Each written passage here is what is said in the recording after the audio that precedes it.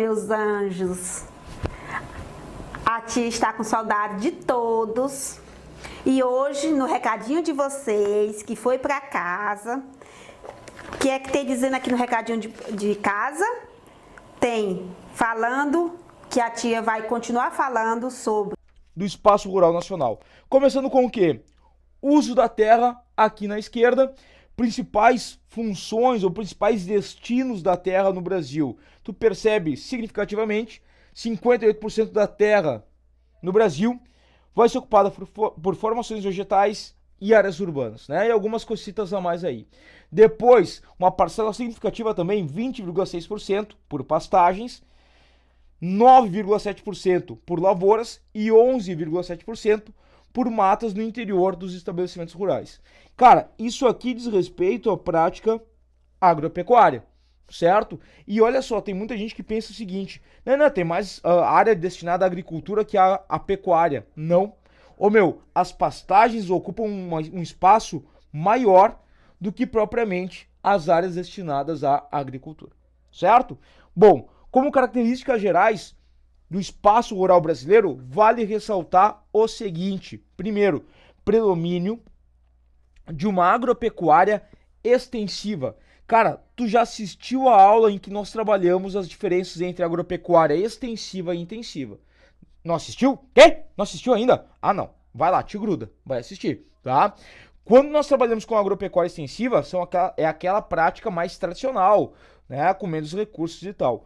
É o que vai predominar no Brasil, querido. Não é só o que tu tem, tá? Mas é o que se destaca, é o que está em maior quantidade. Tem áreas que tu vai ter uma agropecuária intensiva, é claro. Por exemplo, a região sudeste e algumas partes da região sul predomina uma agropecuária intensiva. Mas totalizando o país, vai predominar uma agropecuária extensiva, certo? Outra característica interessante, subutilização do espaço agrícola. E aí, opa, deu uma mexidinha. Quando a gente trabalha com essa subutilização do espaço agrícola, vale ressaltar o quê? Primeiro, cara, 70% do território brasileiro, 70% do território brasileiro não é aproveitado para atividades agropecuárias. Por quê? As condições naturais não são favoráveis? Pode ser. Ou porque não há um cumprimento social da terra, ela está ali para plantar. Certo? Bueno, subutilização do espaço agrícola. Outra questão interessante, exportação da produção, há um predomínio das exportações, né? A maior parte do que é produzido no Brasil vai ser destinado à exportação, ok? E ressalto o seguinte, esse pensamento de exportar mais do que alimentar o mercado interno vem lá de uma época mais antiga, do período de ocupação europeu-brasileiro, ocupação do Brasil pelos europeus, ficou melhor, né? Fica melhor. Onde tu vai ter a implementação do sistema de plantation. Também tem uma aula aqui no nosso módulo sobre geografia agrária que nós trabalhamos com o sistema de plantation e suas características. Lembra, né? Grandes propriedades, monocultoras, cuja produção era destinada ao quê? Exportação. Perfeito, meu chuchu. E aí essa é a lógica, certo? Bom, e predomina também no território brasileiro, no espaço rural brasileiro, desigualdades. Como assim desigualdade? Isso é diferente, isso é raro no Brasil? Não, não é. Mas olha só, desigualdades no que diz respeito. Primeiro, a modernização agrícola, certo? Ao uso de maquinários, insumos químicos, equipamentos, ferramentas. Não é homogêneo, totalmente heterogênea essa modernização no espaço brasileiro. Regiões mais ricas têm maior taxa de modernização, e aí frisa a região sudeste e sul, né? Outras vão ter uma menor taxa de modernização, como por exemplo a região nordeste e norte. E também desigualdades no que diz respeito à distribuição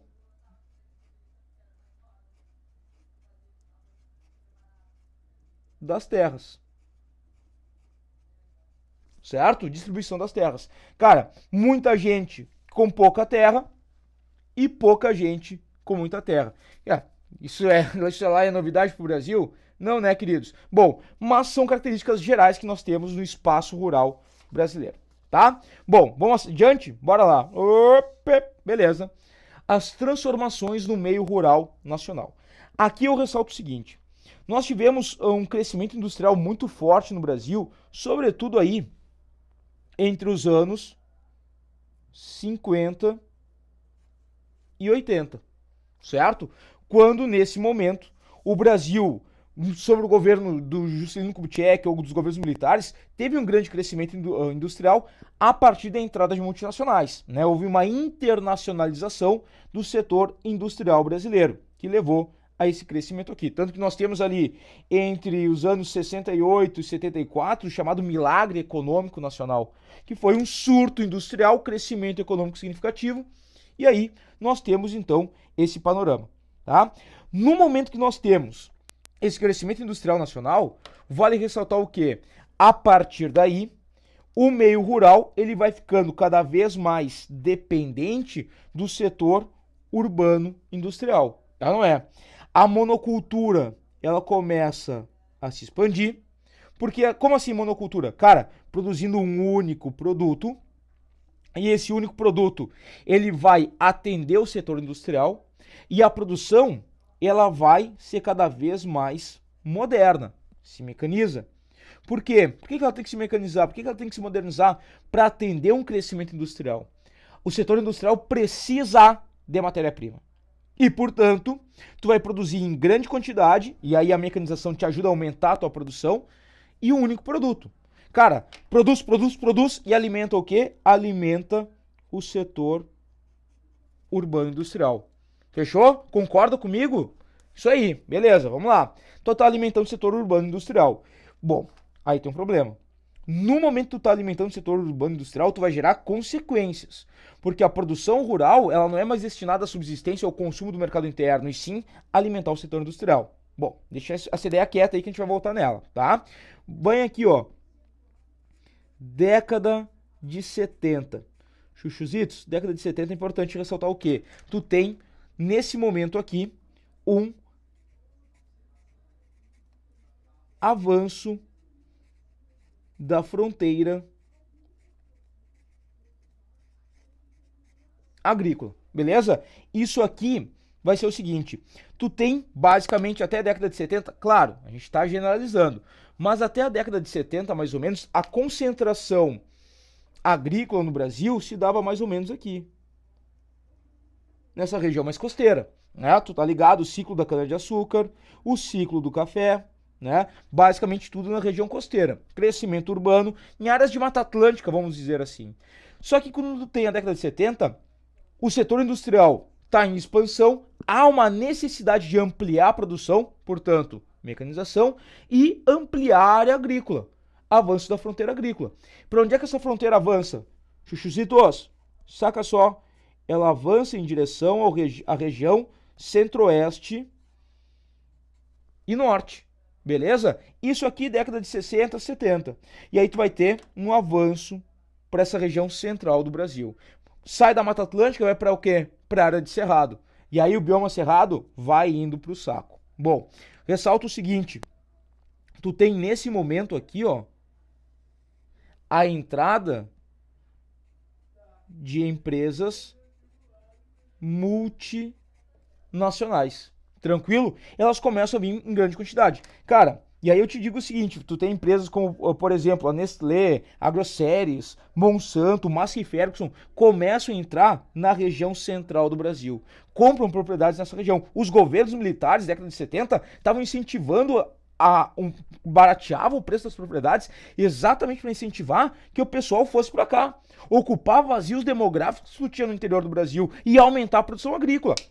Vai, barateia o produto, melhor, barateia a propriedade rural aqui na região central e na região norte. E isso vai atrair também empresas multinacionais. Fechou? Bom, vamos adiante. Olha aqui, ó.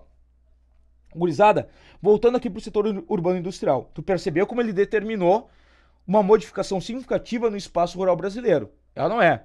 Ok, beleza.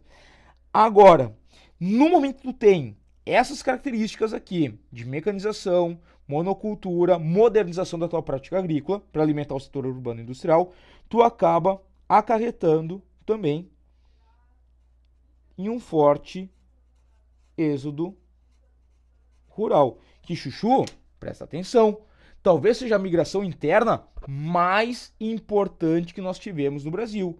Cara, é ele que vai tornar o Brasil urbano. Bom, por que vai ocorrer esse êxodo rural?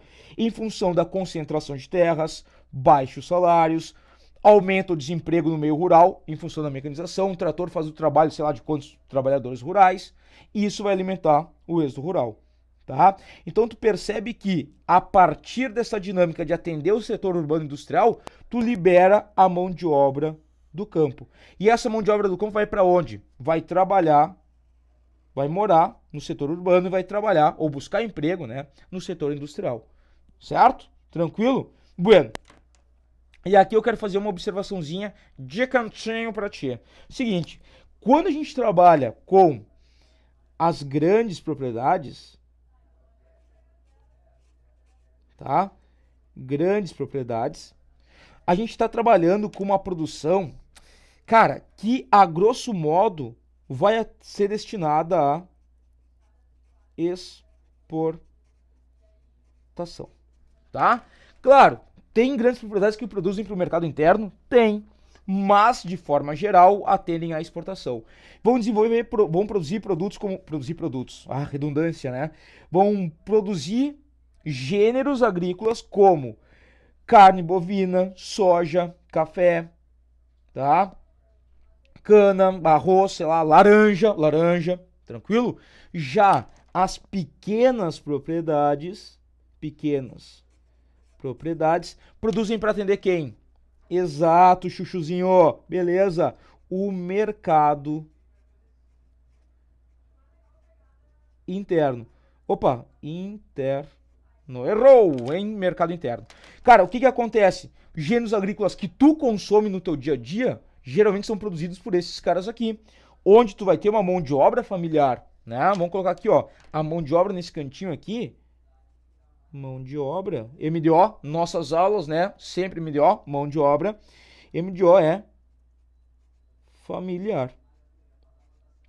Tá? O que acontece? Cara, o gênero, a comida o que tu usa para tu te alimentar, me engasguei todo, né? O que tu usa para te alimentar, certo? Sei lá, o milho que tu come, a batata que tu come, o feijão, a mandioca, os legumes, os ovos, enfim, geralmente são produzidos por pequenas propriedades. Portanto, tu percebe que há uma, digamos assim, uma divisão do espaço rural brasileiro entre grandes propriedades voltadas à exportação e esses caras aqui, com exportando, acabam ganhando mais grana, investem mais na sua produção, melhoram ela, mecanização, beleza, aumentam a produtividade. E aí liberam a população rural, trabalhador rural. Entendeu? O ciclo, o processo que a gente tá vendo aqui, cara, isso vai ser marcante no Brasil. Tá? Tranquilo até aí? Chuchuzinho? Gostou? Tá gostoso? Tá delícia? Vamos lá. Se na década de 70 nós tivemos um avanço da fronteira agrícola para essa região, sobretudo região centro-oeste do Brasil, fica ligado no seguinte, mais recentemente, década de 90, nós tivemos, um novo avanço. Vou colocar aqui, ó, novo avanço da fronteira agrícola, tá? Vamos colocar aqui, ó, novo avanço da fronteira agrícola, bem resumidinho, tá? Porque essa região centro-oeste começou a ficar saturada. A produção alimentar do Brasil, a produção de gêneros agrícolas no Brasil tende a aumentar. O Brasil se tornou um grande exportador de gêneros agrícolas, certo? E o que vai acontecer, Chuchu? A tendência é ampliar a área cultivada. Se nós estamos exportando mais, aumenta a área cultivada. E aí, para onde é que vai esse novo avanço? Vamos colocar aqui, ó, nessa outra cor. Cara, de forma mais intensa para a região norte, certo? Então percebe, esse avanço aqui que a gente colocou em vermelho é década de 70. Vamos colocar a flechinha aqui para fazer uma legenda, ó. Década de 70. Novo avanço, década de 90, é a flechinha em Bordeaux. Tá? E o que acontece? Década de 70 foi para a região, sobretudo região centro-oeste, década de 90, anos 2000, em direção à região norte. E tu forma nessa área aqui, ó, principalmente nessa área. Pega aqui Pará, Rondônia, Amapá. A nova área agrícola do Brasil, que implica em um forte desmatamento da floresta amazônica para o plantio, para a agricultura ou principalmente para pecuária. Tu cria aí nessa área o chamado arco do desmatamento. Certo? Tranquilo? Vamos adiante? Vamos lá? Vamos dar sequência à aula, finalizar ela. Show, meu querido! Saca só. Cara, opa, voou. Aê! Raio-X da produção agrícola nacional. Alguns elementos que eu quero ressaltar contigo aqui, tá? Primeira coisa aqui, ó, vamos pegar essa primeira tabela aqui, tá? Tá visível para ti, beleza? Bom, vamos lá. Principais produtos exportados pelo Brasil. Olha aqui, ó, o que nós falamos antes. O Brasil se torna um grande exportador de gêneros agrícolas. 14% das exportações do Brasil, soja e derivados. Cara, aí tu entende por que a soja se tornou o principal produto agrícola nacional, né? Tá no topo da nossa pauta de exportações. Depois, tá aqui, ó, soja, tá? Depois vem ali minérios, petróleo, combustíveis, materiais de transporte, carnes, ligado ao setor agropecuário, produtos químicos, produtos metalúrgicos, açúcar e etanol, vinculado à produção agrícola, máquinas e equipamentos, papel e celulose, tá vinculado também envolve atividades agrícolas, tá? E a produção de café. Cara, pegando esses principais elementos aqui da nossa pauta de exportação, tu vê que os gêneros agrícolas se destacam. E aí tu pega a soja, com certeza, no topo da nossa lista de importância, tá? Não entendeu aqui, ó, o que produção de papel e celulose tem a ver com agricultura? Tá de brinques comigo, né, meu? Cara, de onde é que tu vai tirar a celulose? De onde é que tu vai fazer o papel? Árvores. E aqui tu tem uma prática chamada silvicultura. Silvicultura é o plantio do quê? Silvios? Não. Silvio Santos nasceu daqui? Não, né, chuchu? Absurdo? Cara, a silvicultura é o cultivo, é o plantio de árvores, tá? Não esquece. É a prática agrícola que vai envolver o plantio e o cultivo de árvores. E aí destinado principalmente à produção de papel e celulose ou também de móveis, tá? Pinos, eucalipto, enfim, são árvores, são gêneros, né, que tu vai ter cultivados de forma intensa na silvicultura. Bom, beleza até aqui? Ok? Vamos para essa segunda tabela. Participação dos estados na produção agropecuária nacional. Te liga só, temos aqui Mato Grosso, principal estado produtor agrícola, 24,5% da produção nacional de gêneros agropecuários vem do Mato Grosso. Depois, olha só, Paraná, Rio Grande do Sul, Goiás, Mato Grosso do Sul, Minas Gerais, Bahia, Santa Catarina, São Paulo, Maranhão, Tocantins, Piauí e depois, né, os outros estados brasileiros. O que eu quero ressaltar contigo? Cara, os estados da região centro-oeste. E aí, olha só, se tu não sabe quais são os estados da região centro-oeste, puxa a tua orelha. Mato Grosso, Goiás, Mato Grosso do Sul. Certo? Cara, correspondem aí, somando eles, aí tu vai ver que vai dar algo em torno a 42% da produção agropecuária nacional. 40, é quase um pouco menos que a metade, mas é uma produção muito significativa. A segunda região de maior produção vai ser a região sul. Cara, vamos pegar aqui, ó, Paraná, Rio Grande do Sul e Santa Catarina. Que somando os três aí, vai dar algo em torno de 36, quase 37% da produção nacional. Certo? Então, olha só. Cara, nós falamos antes na expansão, no avanço da fronteira agrícola para a região centro-oeste. Percebe? Por que a região centro-oeste ganha um destaque hoje no cenário agropecuário nacional? Cara, em função daquela expansão agropecuária que tu teve na década de 60 e sobretudo na de 70. Aonde é que tem as maiores produções de soja no Brasil? Topo das nossas exportações. Aonde? Na região centro-oeste. Fechou? Beleza. E para terminar, produção por tipo de propriedade. Cara, percebe aqui, ó, mão de obra, trabalho familiar, trabalho não familiar. Gêneros agrícolas destinados ao mercado interno, mandioca, feijão, né, leite, tá? Tu vai ter o quê? Predomínio da mão de obra familiar. Gêneros destinados à exportação, né? Carne bovina, por exemplo, que aparece aqui, ó, tá? Tu vai ter o quê? Predomínio de uma mão de obra não familiar. Então, produtos voltados para o consumo interno, vamos colocar aqui, ó, em amarelo, mercado interno, certo? E a mão de obra não familiar voltado para exportação, tá? Tranquilo? Queridos, beleza? Fechou a nossa aula? Então era isso. Um grande beijo para ti, um beijo no teu coração e até a próxima aula.